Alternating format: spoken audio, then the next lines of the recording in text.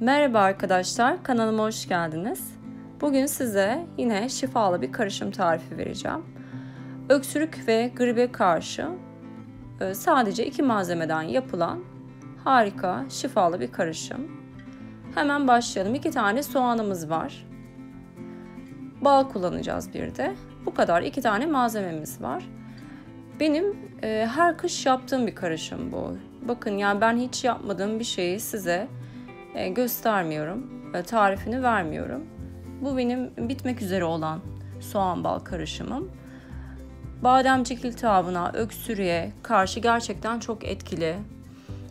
Bağışıklığı da kuvvetlendiriyor. Yapımı çok kolay. Öncelikle gördüğünüz gibi soğanların kabuklarını soydum.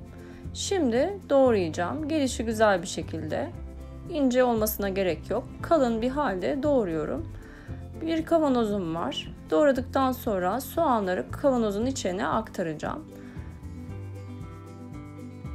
Soğanları doğrarken şunlardan bahsedeyim.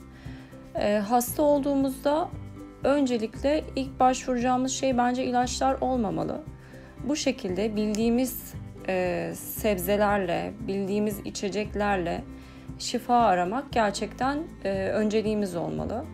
Bir antibiyotik kullandığımızda tabii ki faydası var. Ciddi hastalıklarda vücuttaki enfeksiyonu atmak için antibiyotik kullanılıyor ama bunu süreklilik haline getirdiğimizde bağışıklığı gerçekten düşürüyor, zayıflatıyor.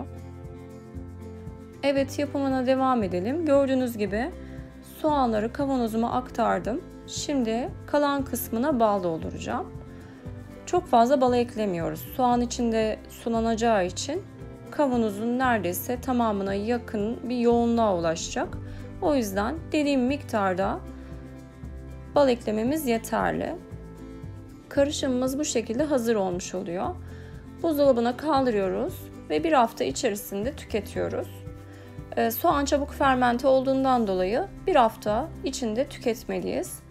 Daha önce verdiğim zencefilli karışımı bir hafta kullanıyorsam diğer haftada soğan bal karışımını yapıp kullanıyorum. Ya da araya 2 hafta girebiliyor. Yani bunu sürekli yapmamıza gerek yok. Bittiğinde araya 2 hafta da koyabiliriz. Yapıp kullanabilirsiniz her şekilde. Yetişkinler günde 3 defa kullanabilir bir yemek kaşığı. Çocuklara da 1 tatlı kaşığı veriyorum ben günde 2 defa.